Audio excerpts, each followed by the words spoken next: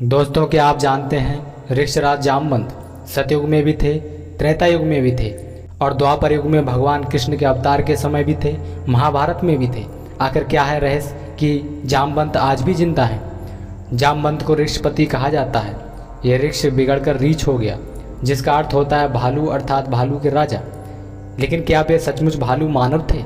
रामायण आदि ग्रंथों में तो ऐसे ही बताया गया है। दरअसल दुनिया भर की पौराणिक कथाओं में इस तारामंडल को अलग अलग नाम से पुकारा जाता है, लेकिन सप्तऋषि तारामंडल मंडल को यूनान में बड़ा भालू यानी कि लार्जर बियर कहा जाता है। इस तारामंडल के संबंध में प्राचीन भारत और यूनान में कई दंत कथाएं बहुत फेमस हैं। पुराणों के अध्ययन से पता चलता है कि वशिष्ठ, अत्रि, विश्वामित्र, दुर्वासा, अश्वत्थामा, राजा बलि और हनुमान, विभीषण, कृपाचार्य और परशुराम, मार्कंडेय ऋषि, वेदव्यास और जामवंत आदि कई ऋषि, मुनि और देवता शरीर सहित आज भी जीवित हैं। कहते हैं कि जामवंत जी बहुत ही विद्वान हैं। वेद उपनिषद उन्हें याद है। वह निरंतर पढ़ाई करते थे और इस ज्ञान के कारण ही उन्होंने लंबा जीवन प्राप्त किया था।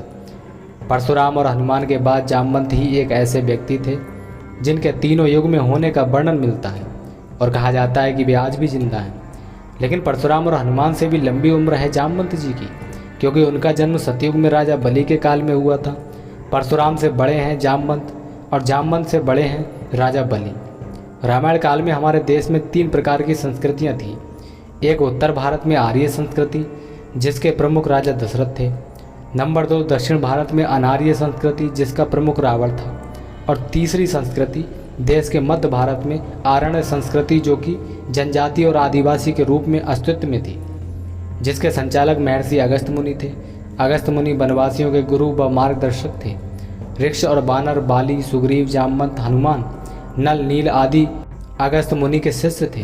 कहा जाता है कि जामवंत सतयुग और त्रेता युग में भी थे और द्वापर में भी उनके होने का वर्णन मिलता है। जामवंत एक ऋषि थे या किसी देवता की संतान? आखिर जामवंत जी इतने लंबे काल तक कैसे जिंदा रहे? यह सब सच्चाई जानते हैं विस्तार से। प्राचीन काल में इंद्रपुत्र, सूर्यपुत्र, चंद्रपुत्र, पवनपुत्र, वरुणपुत्र, अग्निपुत्र आदि देवताओं के पुत्रों का अधिक वर्णन मिलता है। यह सभी देवताओं को स्वर्ग का निवासी कहा गया है।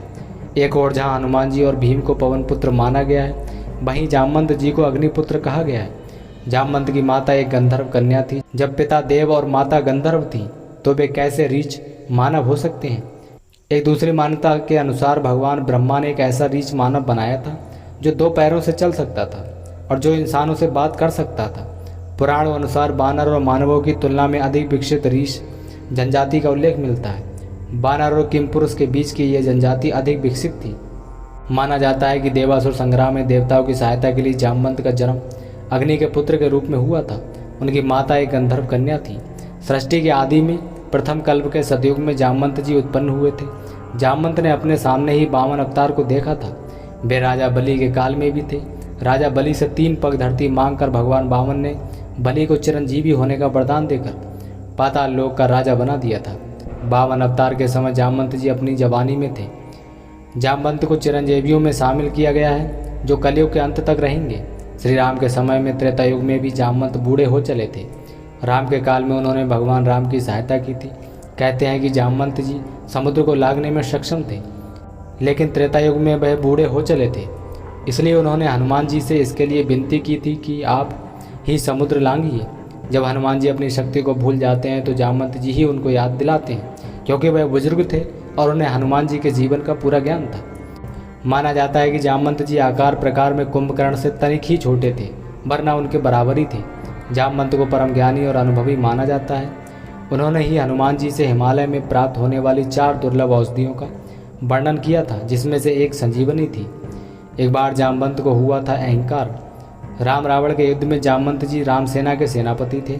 युद्ध की समाप्ति के बाद जब भगवान राम विदा होकर अयोध्या लौटने लगे, तो जामवंत जी ने उनसे कहा कि प्रभु, इतना बड़ा युद्ध हुआ मगर मुझे पसीने की एक बूंद तक नहीं गिरी। तो उस समय प्रभु श्री राम मुस्कुरा दिए और चुप रह गए। श्री राम समझ गए कि जामवंत जी के भीतर अहंकार आ गया है। जामवंत ने कहा, प्रभु, युद्ध में सबको लड़ने का अवसर मिला, परंतु मुझे अपनी वीरता दिखाने का कोई अवसर नहीं मिला। मैं युद्ध में भाग नहीं ले सका और युद्ध करने की मेरी इच्छा मेरे मन में ही रह गई। उस समय भगवान ने जामवंत जी से कहा, तुम्हारी ये इच्छा अवश्य पूर्ण होगी। जब मैं अगला अवतार धारण करूंगा, तब तक तुम इसी स्थान पर रहकर तपस्या करोगे। द्वापर युग में स्यमंतक मणि को इंद्रदेव धारण करते हैं। कहते हैं कि प्राचीन काल में कोहिनूर को ही स्यमंतक मणि कहा जाता था। कई स्रोतों के अनुसार कोहिनूर हीरा लगभग 5000 वर्ष पहले मिला था और ये प्राचीन संस्कृति इतिहास में लिखे अनुसार स्यमंतक मणि नाम से प्रसिद्ध रहा था। दुनिया के सभी हीरों का राजा है कोहिनूर हीरा। यह बहुत काल तक भारत के क्षत्रिय शासकों के पास रहा, फिर यह मुगलों के हाथ लग गया। इसके बाद अंग्रेजों ने इसे हासिल किया और अब यह हीरा ब्रिटेन के म्यूजियम में रखा है। हालांकि इसमें कितनी सच्चाई है कि कोहिनूर हीरा ही स्यमंतक मणि है, यह तो कहा नहीं जा सकता है। यह एक चमत्कारिक मणि है। भगवान श्री कृष्ण को इस मणि के लिए युद्ध करना पड़ा था। उन्होंने मणि के लिए नहीं बल्कि खुद पर लगे मणि चोरी के आरोप को गलत साबित करने के लिए जामवंत से युद्ध करना पड़ा था।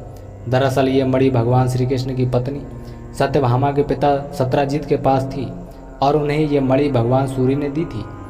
सत्राजित ने यह मणि अपने देवघर में रखी थी। वहाँ से वह मणि पहनकर उनका भाई प्रसेनजित शिकार के लिए चला गया।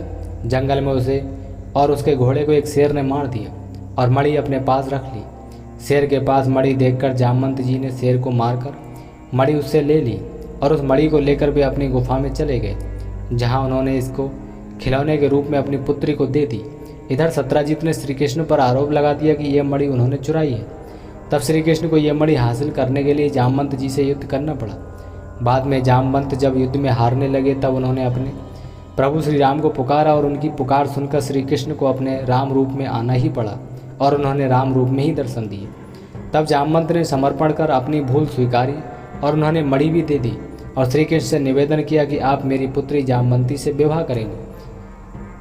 और यहाँ पर जामवंत को यह भी भरोसा हो गया था। जब जामवंत ने श्री राम से कहा था कि मुझे युद्ध करने का मौका नहीं मिला रावण के साथ युद्ध में, तो वही युद्ध करने का मौका उन्हें त्रेता युग में भगवान कृष्ण के साथ मिला था। जामवंती और कृष्ण के संयोग से महाप्रतापी पुत्र का जन्म हुआ, जिसका नाम सांब रखा गया। इस सांब के कारण ही कृष्ण कुल का नाश हो गया था। श्री कृष्ण ने कहा कि कोई ब्रह्मचारी और संयमी व्यक्ति ही इस मणि को धरोहर के रूप में रखने का अधिकारी है। अतः श्री कृष्ण ने वह मणि अक्रूर जी को दे दी। उन्होंने कहा कि अक्रूर, इसे तुम ही अपने पास रखो। तुम जैसे पूर्ण संयमी के पास रहने में ही इस दिव्य मणि की शोभा है। श्री कृष्ण की विनम्रता देखकर अक्रूर नतमस्तक हो उठे। जामवंत श्री कृष्ण का युद्ध गुजरात के पोरबंदर से 17 किलोमीटर दूर राजकोट पोरबंदर मार्ग पर एक गुफा पाई गई है, जिसे जामवंत की गुफा कहा जाता है। माना जाता है कि यह वही स्थान है जहां भगवान कृष्ण और जामवंत के बीच युद्ध हुआ था। माना जाता है कि इस गुफा में 2 सुरंग हैं। पहली सुरंग जानघर को जाती है और दूसरी द्वारका के लिए जाती है। जामथुन नाम की नगरी जामवंत ने बसाई थी। माना जाता है कि जामथुन नाम की नगरी जामवंत ने बसाई थी। यह प्राचीन नगरी मध्य प्रदेश के रतलाम जिले में उत्तर पूर्व में स्थित है। यहाँ एक गुफा मिली है जो जामवंत का निवास स्थान माना जाता है। अगर आज की बात करें तो उत्तर प्रदेश के बरेली के पास जामगढ़ में भी एक प्राचीन गुफा है। माना जाता है कि जामवंत जी यहाँ हजारों वर्ष तक रहे थे। बरेली से लगभग 16 किलोमीटर दूर विंध्याचल की पहाड़ी पर पुराकाल से ही गणेश जामवंत की मूर्ति स्थापित है, जिनके बारे में मान्यता है कि जामवंत जी द्वारा स्थापित यह प्रतिमा प्रतिवर्ष एक तिल के बराबर बढ़ती जा रही है। तो दोस्तों, ये थी जामवंत के तीनों जन्मों की कथा। सतयुग, त्रेता युग और द्वापर युग में आखिर सभी युगों में जामवंत कैसे जीवित रहे, क्या आज भी जीवित है जामवंत? तो आज की वीडियो कैसी लगी हमें कमेंट बॉक्स में ज़रूर बताएं और वीडियो पसंद आई हो तो वीडियो को लाइक, शेयर, चैनल को सब्सक्राइब कर सकते हैं।